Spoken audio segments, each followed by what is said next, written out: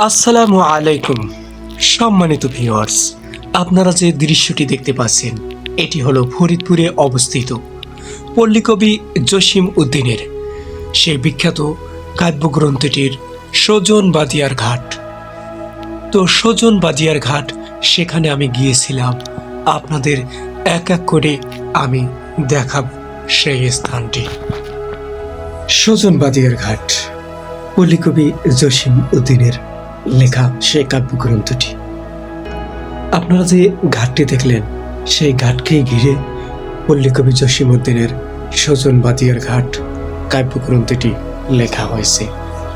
মূলত সজন বাদিয়া ছিল একটি মুসলিম সম্প্রদায়ের ছেলে আর দুলি ছিল হিন্দু সম্প্রদায়ের মেয়ে। তাদেরই দুজনার সাথে একটি প্রেম আলাপ হয়। তো সেখান থেকে উল্লেখযোগ্য ঘটনাটি ঘটে, যা আমি আপনাদের পর্যায়ক্রমে বর্ণনা করার চেষ্টা করব।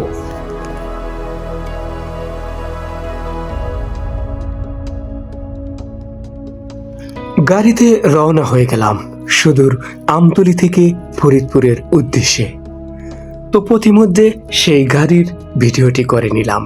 তো আপনারা সঙ্গে থাকুন, দেখতে থাকুন। সেই বিখ্যাত স্থানটির বেশ বর্ণনা আমার কাছে রয়েছে। ইনশাআল্লাহ আমি ধাপে ধাপে আপনাদের বুঝিয়ে দেবার চেষ্টা করব। সম্মানিত ভিউয়ার্স, আপনারা এই ঘাটটির ওপারে যে একটি গ্রাম দেখতে পাচ্ছেন, মূলত ওই গ্রামটি হলো সুজনের এলাকা। ওখানে এখনো বর্তমানে রয়েছে বেদেদের বসবাস। সুজন বাদিয়া, সুজন একটি মুসলিম হয়ে তার নামের টাইটেলে কেন বাদিয়া যোগ হয়েছে, বাদিয়া শব্দটি কেন আনা হয়েছে, যারা বেদে থেকে বাদিয়া শব্দটি আনা হয়েছে। তাহলে চলুন যাদেরকে ঘিরে এই কাব্যগ্রন্থটির মূল রহস্য তাদেরকে জানা যাক। পল্লীকবি জসিম উদ্দিনের বাড়িও আমি এখান থেকে গিয়েছিলাম। পল্লীকবি জসিম উদ্দিন সজন বাদিয়ার ঘাট এই কাব্যগ্রন্থটিতে নায়কের প্রাধান্য পেয়েছেন সুজন, এবং নায়িকার চরিত্রে ছিলেন দুলি। সজন ছিল মুসলিম পরিবারের সন্তান, দুলি ছিল হিন্দু পরিবারের সন্তান। ছোটবেলা থেকে একই গ্রামে বসবাস, হিন্দু মুসলিম মিলেমিশে তারা চলাচল করতেছে, একে অন্যকে বুঝতেছে। হঠাৎ করে দুই দলের ভিতরে একটা দাঙ্গা বেজে গেল। উল্লেখ থাকে যে সে আমলে জমিদারদের প্রভাব ছিল। সেই প্রভাবে আমি আপনাদেরকে সার মর্মটুকু বুঝিয়ে বলার চেষ্টা করতেছি। দু দলের ভিতরে সংঘর্ষ হওয়ার পর মুসলিম চলে গেছে অন্যত্র এক গ্রামে, আর হিন্দু রয়ে গেছে এই একই গ্রামে। দুলি এবং সুজন পড়ে গেছে বিশাল এক দূরত্বের ভিতরে। কারো সাথে হয় না দেখা, কারো সাথে হয় না কথা, নেই কোনো ফোন আলাপের ব্যবস্থা। সুজনের মন টানতেছে একটিবার সে দুলির সাথে সাক্ষাৎ করবে।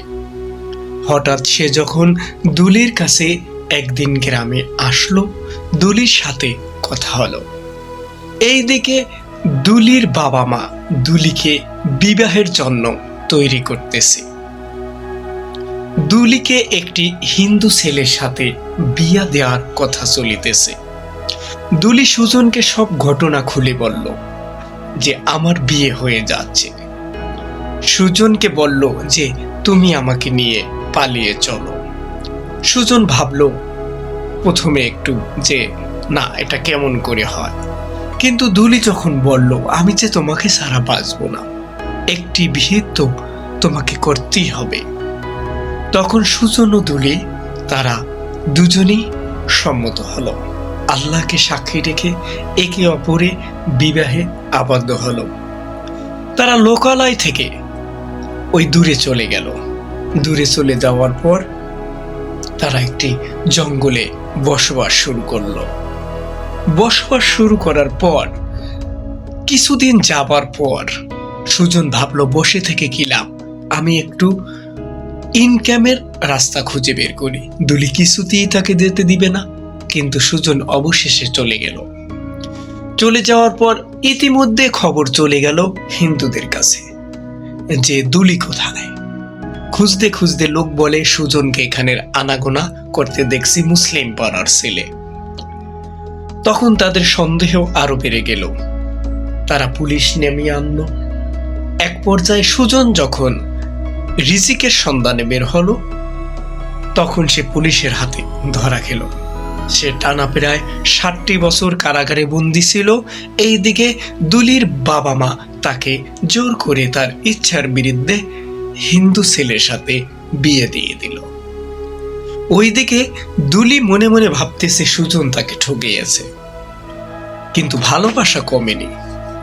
অথচ সুজন সে জেলের ভিতরে চলে গেছে। এক পর্যায়ে সুজন যখন জেল থেকে বেরিয়ে আসলো, বেরিয়ে আসার পর তে খুঁজতে লাগলো যে আমার প্রাণের দুলি কোথায়। দুলিকে সে খুঁজতেছে, কিন্তু এসে শুনে দুলির বিবাহ অন্যত্র হয়ে গেছে। তারপর সে সেই আমলের ঘটনা, তখনকার সে ফোনের যুগ ছিল না, সে কোথায় তাকে খুঁজবে। তখন সে বেদের দলের সাথে যোগ দিল সুজন। বেদের দলের সাথে যোগ দেওয়ার পর সে গ্রামে গ্রামে গাওয়াল করত। জিনিসপত্র মালামাল ডেকে ডেকে বাড়িতে বাড়িতে গিয়ে বিক্রি করা হতো। হঠাৎ একদিন সেই প্রাণের, সেই ভালোবাসার মানুষটি দুলির বাড়িতেই সে উঠানে গিয়ে হাজির হলো। কিন্তু সুজন দুলিকে দেখে চিনতে পারল না। দুলি ঠিকই সুজনকে দেখে চিনে ফেলল। চিনে ফেলার পর দুলি যখন সুজনকে বলল, সব পরিচয় দেওয়া হলো, দুজন দুজনকে চিনল। দুলি বলল, তুমি আসতে দেরি করেছো, তুমি চলে যাও এখান থেকে, আমি আমার নতুন স্বামীর ঘরে খুবই ভালো আছি। সুজন বলে, আমি কতটি বছর শুধু গাওয়াল করে ঘুরে বেড়াইতেছি শুধু একটি বার তোমার দেখার আশায়। আজ পেয়েও আমি তোমাকে হারিয়ে ফেললাম, তা হতে পারে না। তুমি আমাকে তাড়িয়ে দিতে পারো না, আমি তো জেল খেটেছি, আমি তোমাকে ইচ্ছাকৃত ছাড়িনি। এই কথা শোনার পর দুলি বলল, না, তুমি এখান থেকে চলে যাও। যদি আমার শ্বশুর বাড়ির লোক জানতে পারে তাহলে আমার এই সংসারের ভিতরে সমস্যা হবে। সুজন মনো কষ্ট নিয়ে চলে গেল। চলে গিয়ে এই যে আপনারা ঘাটটি দেখলেন, ওই ঘাটটিতে সুজন গিয়ে তার মনে কষ্ট নিয়ে সে বাঁশি বাজাইতেছিল। আর রাত যখন গভীর হলো, তখন দুলি তার স্বামীর পা থেকে ধুলো নিয়ে সে নতুন সাজে সাজগোজেন্বিত হয়ে সেই বাঁশির সুর শুনে সে উদাসী হয়ে গেল। সে ছুটে গেল সুজনের কাছে। সুজনের কাছে যখন দুলি চলে গেল, সুজন বলল, তুমি কেন এসেছো? দুলি বলল, এখনো তোমার ভালোবাসা আমার হৃদয়ে বিদ্যমান। সুজন বলল, আরে দুলি, তুমি তো জানো না আমি তোমাকে ভালোবাসি। আমি 60টি বছর শুধু তোমার জন্য জেল খেটেছি। আজ তুমি সেই ভালোবাসা গাওয়াল করার পর তোমাকে পেয়েছি, কিন্তু তুমি যখন তুচ্ছ করে তাড়িয়ে দিয়েছো, দুলি, আমি তো আর সেই সুজন নই। আমি যে মরণ বিষ খেয়ে ফেলেছি, আমি আর কিছুক্ষণের ভিতরেই মৃত্যুবরণ হয়তোবা করে ফেলবো। তুমি এমন একটা সময় এলে যখন আমার চলে যাবার সময় হলো। এই কথা যখন শুনল, তখন দুলিও ভাবল, আমার সেই সুজনই যদি পৃথিবীতে বেঁচে না থাকে, আমি বেঁচে থেকে কি লাভ। তখন দুলিও সেই মরণাপন্ন বিষ বড়ি খেয়ে ফেলল। অবশেষে দুজনারই এই ঘাটে মৃত্যু হলো। রাতে গড়াগড়ি করে এই ঘাটেই তারা ছিল, এবং পরের দিন সকালবেলা এসে লোকজন এই ঘাটে সুজন ও দুলির লাশ দেখতে পায়। সম্মানিত ভিউয়ার্স, আপনারা দেখতে পেলেন ফরিদপুরের সেই বিখ্যাত ঘাটটি সুজন বাদিয়ার ঘাট। ধন্যবাদ সবাইকে।